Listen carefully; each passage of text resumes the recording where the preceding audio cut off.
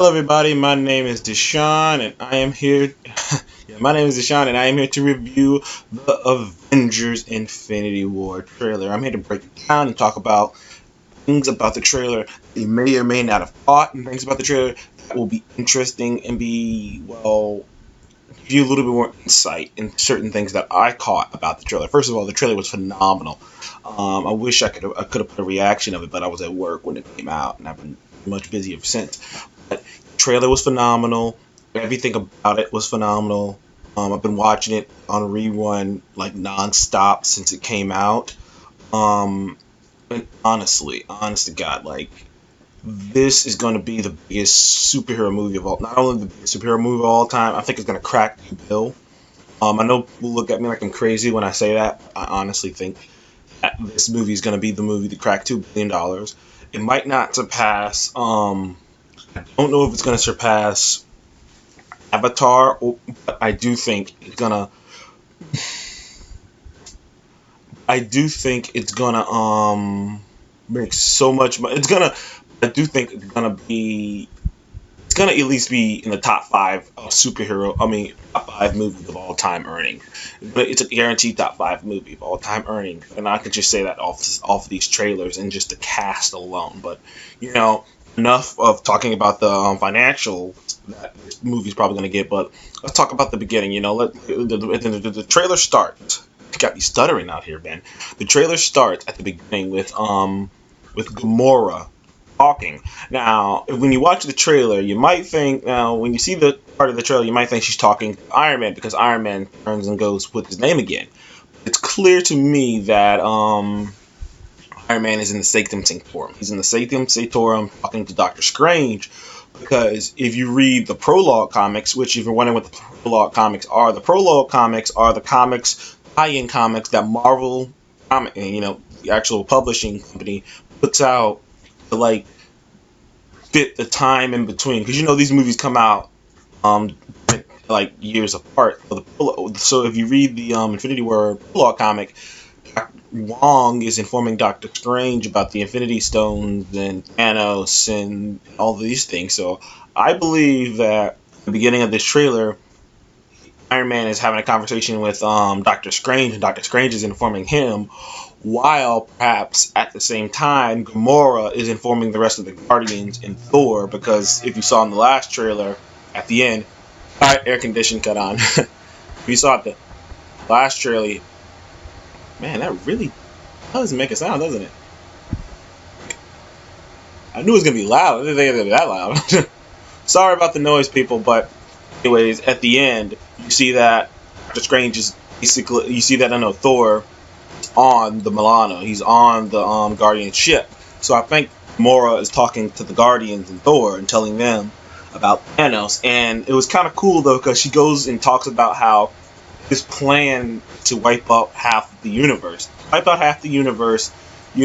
she doesn't go into why, which I'll go into in a little bit, but his goal is to wipe out half the universe, and he can do it in a snap of his finger, like that.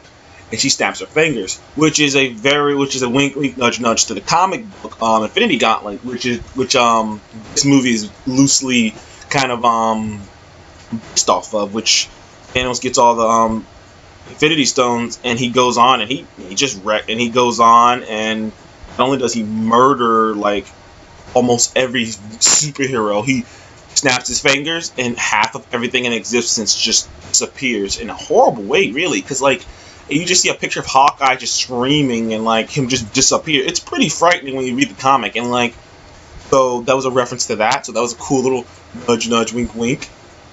And then you get into the trailer a little bit further, and you see Tony Stark's Extremis armor is unique, because in the comics, which it looks like they're gonna actually let him do, in the comics, Tony Stark's no, not Extremis armor, Cutting Edge armor, what makes it unique from his other Iron Man armors, because in the past, his other Iron Man armors, like, sure, he had a bunch of weaponry in them, but it had to individually deploy them, it had to like individually go to them, or they had to come out like, and it kind of looked what you expect an Iron Man armor to look like. But this new armor, it has this nanotechnology that can literally change the armor itself to fit a situation, which is his armor. It's what his armor does. That's his best armor. That's what his best armor does. Is it's able to change to fit the situation, and that's what his new armor can do. It changes around him to fit his situation. As you see, he was trying to fly and catch up to that like circular disc thing that Thanos sent down, and he couldn't catch up to it normal.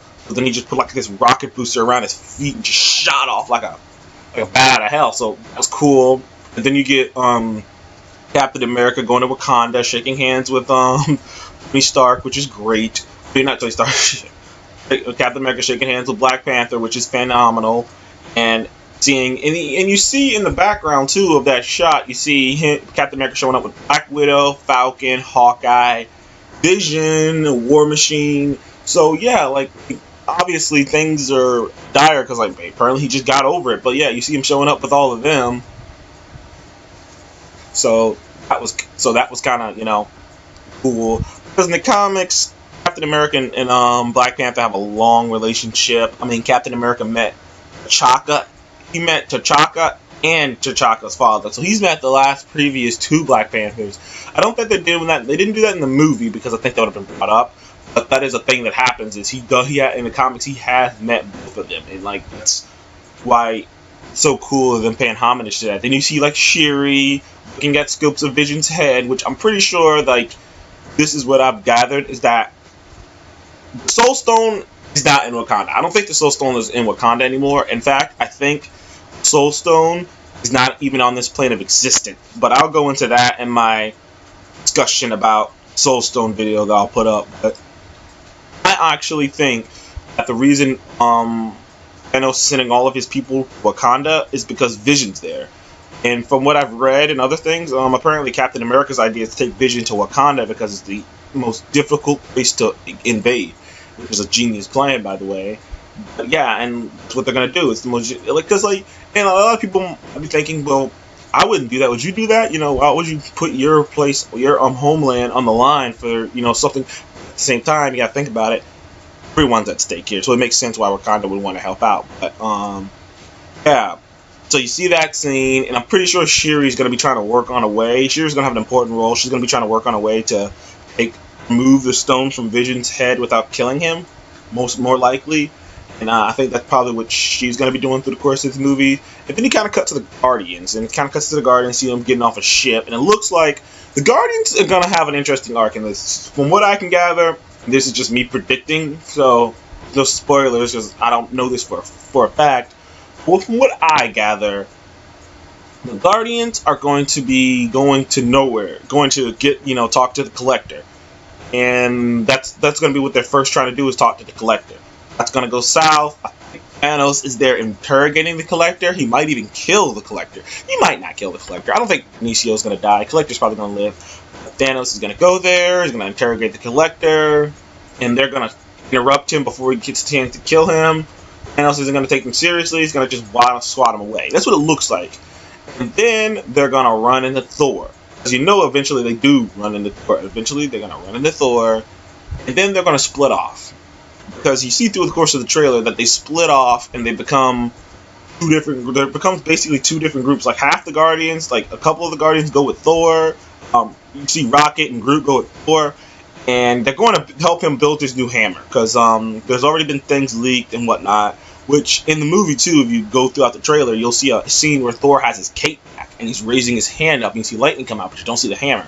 I think they digitally edited out the hammer, because they didn't want to give away what it looks like, even though there's already been stuff that online that made it kind of give away what it looks like, but, yeah, that hammer is going to be so cool.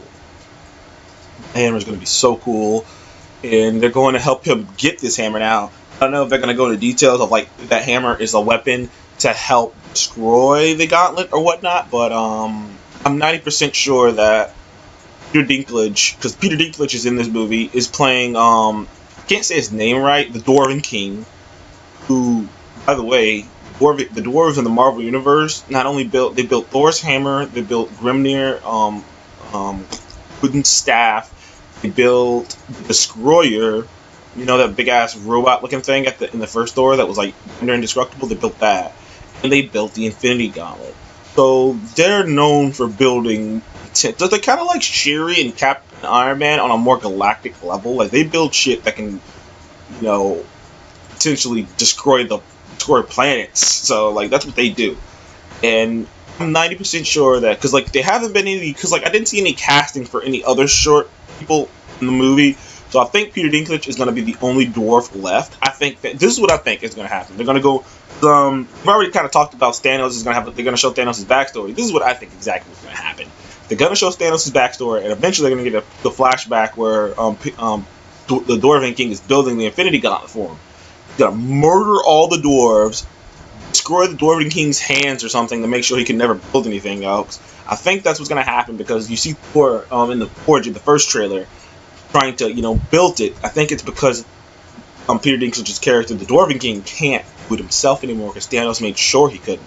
Now, either he's going to murder all of his family, all of his dwarves, and just leave him alive, or the other thing is you're only going to see them in a flash. You're only going to see him in a flashback, and like Thor and Rocket and Groot are going to just find the remains of what was left of the Forge. So either or, Peter Dinklage is definitely going to be helping Thor create that hammer, either directly or inadvertently. So that's what other Guardians doing. And then there's another half of the Guardians that are meeting up with another half of the Avengers. There's a Guardians with these, you see Peter Quill, aka Star-Lord, Drax, Iron Man, Doctor Strange, Spider-Man, probably maybe Wong. I don't know. You don't really see that. Those are the ones you see. And you see this hilarious little confrontation between Star-Lord and Iron Man, where Star-Lord's where Star-Lord's just like, look, I like your plan, but it sucks, so let me come up with a better plan. Which is a totally Star-Lord thing. The one thing I loved about this trailer for sure, more than any other trailer, is the feeling of them just dragging other shit along. Because I felt it.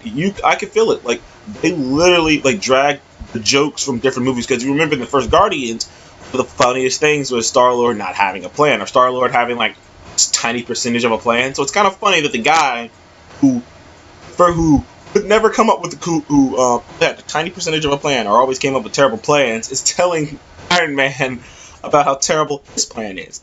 And at the end of the trailer, later on at the end of the trailer, you see Peter not being able to understand that Doctor Strange's name is really Doctor Strange, and thinking that, oh, that's just his nickname, that's just his superhero name is Doctor Strange. Him being like, oh, I'm gonna use my superhero name, and Doctor Strange kind of giving him the, Jesus, man, maybe I need to change my name. I don't know, man. This is just not working out.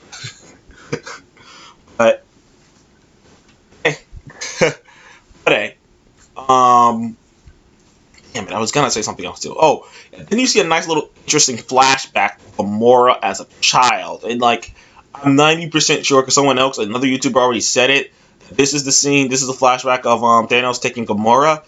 He wipes out the rest of her race. So it could get dark really fast, because if you've seen the first Guardians, when you see in her bio, it says the last of her race, which means after he took her, he just wiped everyone out. He just murdered everyone else, which is pretty dark and pretty sad. Like, we'll see. And there's another couple scenes that to talk about. There's the awesome shot of the Outriders crashing up against the Wakandan dome. There's another awesome shot of Jesus.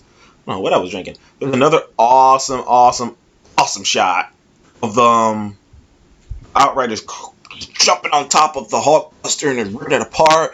Then there's this cool shot of Thanos squeezing Thor's head as he cracks the Tesseract like it's nothing, dude. Like Thanos is such a badass in these trailers. He cracks the Tesseract. Something that, by the way, throughout the course of the entire MCU, been pretty much made clear that unless you're like a bad, unless you're like a god, unless you're like ridiculous, you can't just pick up an Infinity Stone. You can't just pick up the Tesseract. I mean, you can't just do that. And he's just holding it in his hand like it ain't. One, he's holding it in his hand like it ain't shit. Two, just cracks it like a walnut, like it's nothing. Just cracks it with the one hand. Then we kind of turn that shot. You see Loki being pretty much like circled by the rest of the Black Order, who look phenomenal. Can't wait to see who's voice acting them. There's a lot of speculation about that, but I might do that too in a separate video, talking about the speculation about who's voicing them. But man, this is fun. This is like looking good, and it's not looking good for Loki though. It's not looking good for Loki. I will say that. It looks like Loki's gonna get fucked in the A. I'm thinking Loki's gonna die, dude. I'm thinking Loki's gonna die, but we'll get into that. We'll get into that later. And then it kind of pans, and you see, other than that shot that I was talking about, and then later on in the trailer, you see a scene of Ebony Maw, which is Thanos' smartest guy. He's not Thanos' go-to. His go-to is Corvus Glaive, who's the one with the glaive. Pick out who you think it is, but like his go-to is Corvus. But the smartest member is Ebony, because Ebony in the comics has this psychic kind of ability, but in the movie it looks like he's gonna be a sorcerer, just like Doctor Strange. It looks like he's gonna be a sorcerer and he's gonna play mind games, because you see this image of what I believe is the shattered remains of the mirror dimension. Because it looks, like if you look very closely at those pieces going into Doctor Strange's face, it looks like the mirror dimension. I believe Doctor Strange thinks he's gonna fight him head on, Ebony, and he's gonna be losing. He's gonna be like, I'm gonna just trap him in the mirror dimension, not thinking about it. And then Ebony's gonna just be like, I've been using the dark dimension's energy for decades now. He's gonna smash the mirror dimension and he's gonna literally smash the mirror dimension and use it to hurt him. It's gonna make him look so badass, and didn't get the little moment from him, which is so. What a trailer. And then, getting into it a little bit, then you get a little scene of Thanos kind of monologuing, talking to who you can assume is Iron Man, saying, I hope they remember you. I hope they remember what you sacrificed. Basically, is what he's saying. He says, I'm going to only wipe out half of humanity, I hope they remember you. And he says it in such a sincere way, which is the most interesting thing about Thanos through the whole course of this entire book of the trailers is, Lord, that man, he never raises his voice. He's so calm, cool, collected, just, whatever. You'll see it my way. You'll see it one day. Okay. He's just got that thing about him that's making me think he's going to be one of the badasses of the MCU. He might be one of the best characters in the MCU, period. So I cannot wait to see it. So, there's a little bit tidbits in there too, other little tidbits that I can go into, but that's pretty much the gist of what I wanted to get out. That's pretty much the gist. I'm trying to think off the top of my head what else I can think of. I'm pretty sure the Hulk can't turn into the Hulk right now. That's why I'm 90% sure Banner is in the Hulkbuster suit. This is something interesting though. This is there's other speculations I can get into. I'll save that for my top 5 predictions of what's gonna happen in Infinity War. So thank you for joining me on the Comic Game Movie Show. Did you see the Infinity War trailer? What did you think about it? Please comment below. Let me know, and I will see you in the next one. Bye.